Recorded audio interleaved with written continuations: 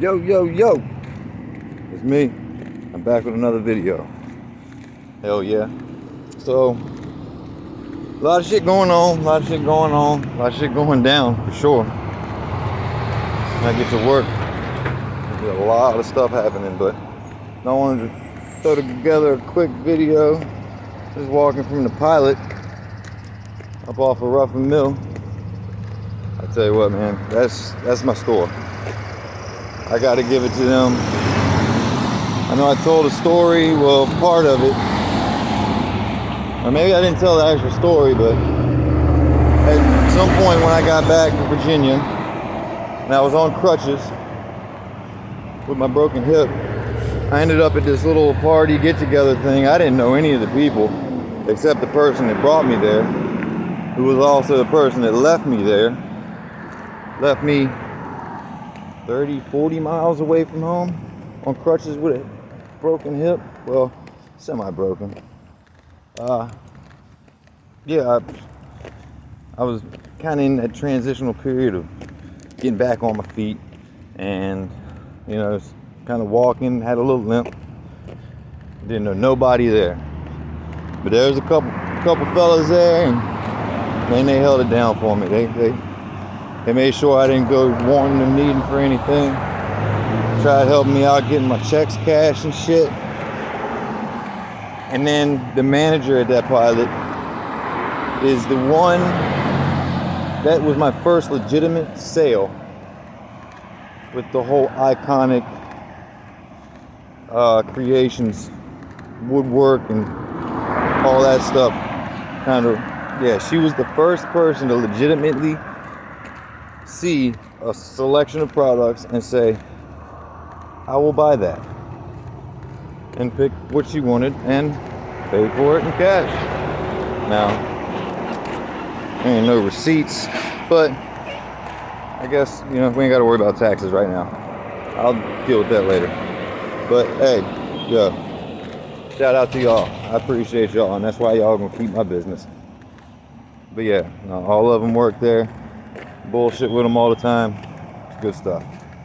But anyway, now I'm walking back towards my house. I wanted to tell the story of one of the worst car accidents of my life. I'm lucky to have walked away from it, I guess. I was about 16, 17 in that little transition brink time. It was the very first vehicle I had. It wasn't the first accident I was in with it. I had a little fender bender in summer school with a buddy of mine that lived in the neighborhood.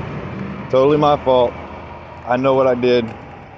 You know, just being young and not understanding the lights and whatever. But everybody walked away from that fine. Just a little bump in the fender. But this one, wasn't just a little bump in the fender. So, what it was I was at this intersection right here at Ruff and Mill and Woods Edge Road. I was coming off of 95. I was going 95 south, and it loops around back here, and it comes down the hill. Right there where the truck turned, I was in the lane beside it, where this SUV is pulling up behind the trucks. Yeah, but it was on that line that I was stopped at about 10 o'clock at night one night. And as you see, there's lights all around. It's no stop signs. It's just, you know, I was stopped in my light waiting for the light to turn green. There was no other cars on the road that I could see that would trigger any lights or anything like that to happen. So, as I'm sitting there waiting with my light, or with my 97 Toyota Turd-cell, or was it 94? I can't remember exactly. I think it was a 94. Little turquoise green piece of shit. But hey, man, that was my baby. I worked my ass off throughout the summer at Walmart as a merchandise transportation retrieval engineer, just so I could get that car. You're thinking, what the fuck is that? I was the guy on the fucking parking lot with the yellow vest pushing carts. Yeah, that's right. But anyway, So I was stopped at that fucking light, and as my light turns green, I proceed to pull off to go right down there. That is up towards the house. And as a matter of fact, that is the bridge that is home of another story on this channel. Yeah, as I pulled off from this light, fucking, as you see, I had to cross over 3 lanes of traffic on that side, the median width, and then another 3 lanes plus a turn lane before I hit the other side of the intersection. I didn't make it that far. I made it to about midway of this road going here, and a car from out of fucking nowhere came flying through their red light, thinking, I guess maybe they didn't see it turn red. It was pitch black. That light turned red from green, or red from yellow from green, and they decided to run it. And they were going pretty goddamn fast because they decided to hit the brakes back here, maybe about 60, 70 feet before the lines of the intersection. I say that, and I know that, because that's how long the skid marks were from them slamming on the brakes. They were going so fast that they slammed on brakes. It locked up and left 65-foot skid marks all the way to the point of collision of my vehicle, which was the front passenger quarter panel, the fender. Now, me in the vehicle,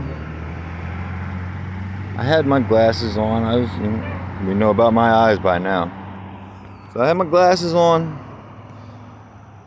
I had my hands on the steering wheel, but I did not have my belt across my chest or waist. I was not wearing my seatbelt. I was almost home. I mean, I didn't really, it's what they say. Most accidents happen within a mile of the house. I'm maybe 500 yards. It hit me in the passenger quarter panel, passenger front fender, and spun the vehicle around maybe 2.5 times.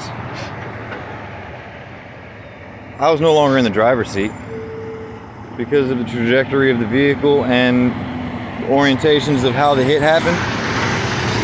I ended up in the passenger floorboard. I went across the center console and the shift knob, little whatever, with my face and head down in the passenger floorboard. Me not really knowing how to interact with this, like I said, the last accident that I was in was a little fender bender. Let's get the vehicles off the road and we'll talk about and get the shit taken care of. This was a lot more intense and damaging than just a couple fenders bumping into each other. My hood was folded up, fender was ripped off, the bumper was on the ground, half the engine was peeled up out of the damn car. And after I found my glasses on the floorboard through the smoke and dust from the airbags blowing, I tried to crank the car up and get it the fuck off the street so other cars can get by me. Somebody came up after pulling up and said, no, turn that shit off, turn that off, turn it off. All right, turned it off. And so I get out of the vehicle, like I said, airbags are deployed, and it is dusty and smoky in that car. And when I open the door, it's like a scene from Cheech and Chong, and it was just smoke. The woman's getting out of her car that slammed into the side of me. Talk about, oh my God, you're high. You're high. Look at you, you're fucking high. Look at all that smoke. So what the fuck are you talking about? Look at all that smoke. Look at all that smoke. This is the first time I'd ever had airbags deployed. I guess that's how I found out that, yeah, there's an exhaust thing that comes out with the explosion that creates the airbag to deploy. Well, yeah, I said, no, I ain't fucking high. You fucking high. You just ran your goddamn light. What the fuck? I'm a kid. I was scared. I was in shock at first, and then I'm getting accused and blamed of some shit. Like, what the fuck? Oh, hell no. Truth be told, earlier that night, I did smoke a little bit of weed, but I mean, it's not like I smoked how I was smoking in the past. We didn't have any weed. I might have found a couple blunt roaches, broke them things open, and smoked it with the other 3 dudes that I was hanging with. So, I mean, it's not like we were smoking blunts and fucking getting stoned. Just barely caught a buzz, fiending like a goddamn teenage pothead. But still, not stoned. Might have had a little bit of a altered perception, but not enough to fucking make any kind of mistakes. I'm stopped at the red light. I don't know. It's just a wild set of events. But no, I said, you ran that fucking light. You hit me. What the fuck is your problem? She said, no, I would never do that. I'd never do that. I was a God-fearing child. I would never do that.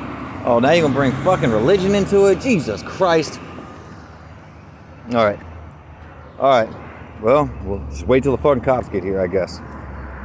Well, the cops got there. And the thing is, when that accident happened, it was just me and her on the road. There wasn't cameras around, or, you know, it was way back in the day where, fuck, those cameras that people ride around with, dash cams and, you know, little cameras all around their vehicle, they didn't have that. So there's no way to prove who did what. So the cops got there, they surveyed the situation, they got the tow trucks on the way, and they didn't issue any tickets for any kind of driving fault. Nobody was at fault. I'm fucking 16 years old. I just worked my ass off to get this car. You know, pushing carts uphill. This is before they had the little push button motorized shit. I had to work for that. I did. And now I lost my car. And nobody's at fault. So how's insurance going to pay for it? I'll tell you how. Because she didn't have it. Uninsured motorist vehicle coverage covered my vehicle. I got, I think, $500 more than I paid for the vehicle itself. And she got nothing. Well, don't bring religion into it if you're going to claim to fear him. Because you was wrong. And he took your shit. Anyway, no, man, it was one of the wildest nights that I'd ever really endured at that type of an age with that type of a situation. And that was right here at the intersection of Woods Edge Road and Ruffin Mill. So much stuff in these stomping grounds. You know, I wish I could take back a lot of the things that's happened or change the outcomes of certain situations. You know, I've lost a lot of time from driving due to loss of licenses because of use of different substances. And when it comes to weed, I'm sorry, I'm an advocate. I believe that weed is needed for a lot of people. Medically, it helps with depression, it helps with pain, it helps with nausea, it helps with sleep, it helps with just so much in so many different ways. It is not federally legal because Big Pharma supplies a lot of the federal government money.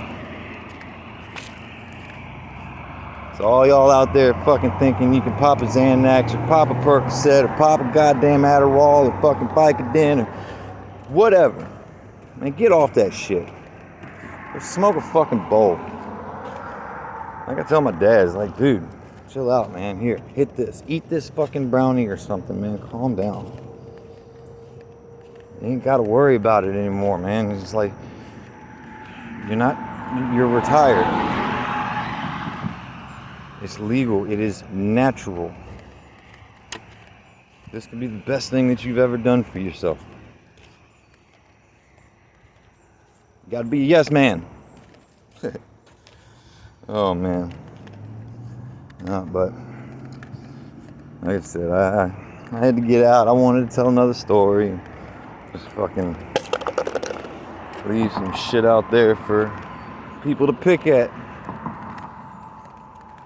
Yes, that was one of the many accidents that I've been in. I've lost my license, like I said, a lot of times because of, I think I had 7 or 8 possession of weed charges from the time I was 18 to the time I started getting DUIs. Because after you lose your license 6 months at a time, fucking over a period of fucking, 7 years, 8 years, it's like, fuck, dude. I didn't have a problem with weed. The police had a problem that I had weed on me. The first time I ever got pulled over.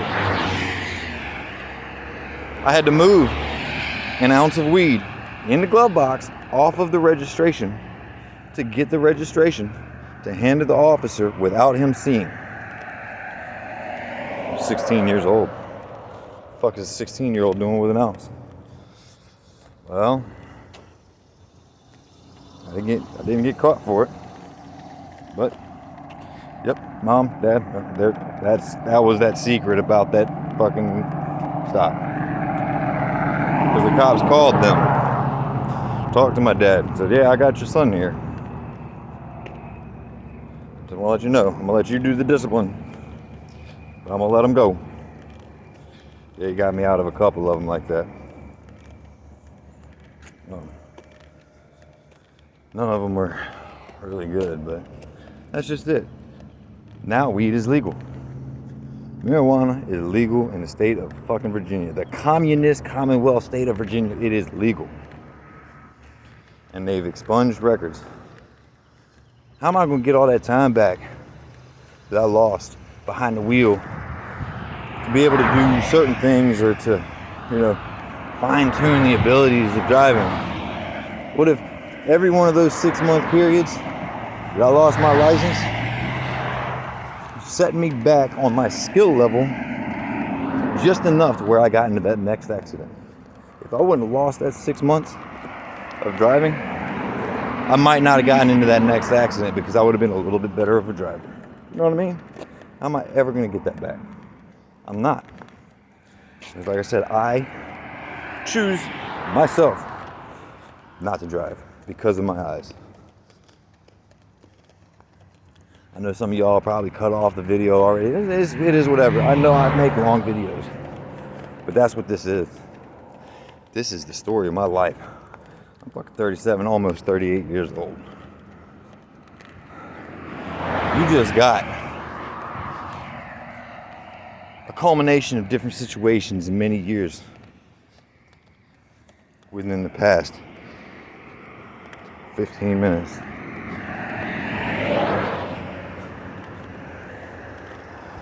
And I know it's not chronologically all in order. It might be all over the place, but there is a reason behind every one of them.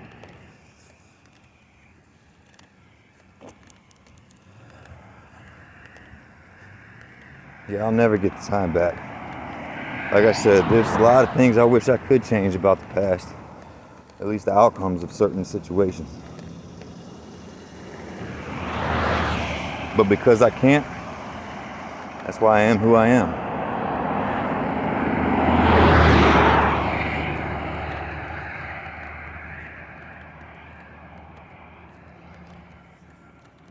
You're going to see me walking in a lot of videos. You'll hear the cars blasting past. And I hardly look over my shoulders from time to time. Because I know that they know I'm fucking recording a video. Unless it was live streamed, nobody else will know. But Somebody fucking runs my ass over right now. Hopefully, when they grab my body up, they'll look through the phone. Just a little bit, just a little bit. I don't want them to find too much, but at least just find this video. Don't worry about the pictures and other things they might find in the past. Don't go through my phone. Just do a topical search. Just what's right there on top. Just the tip. Just the tip. We see y'all next time. Peace!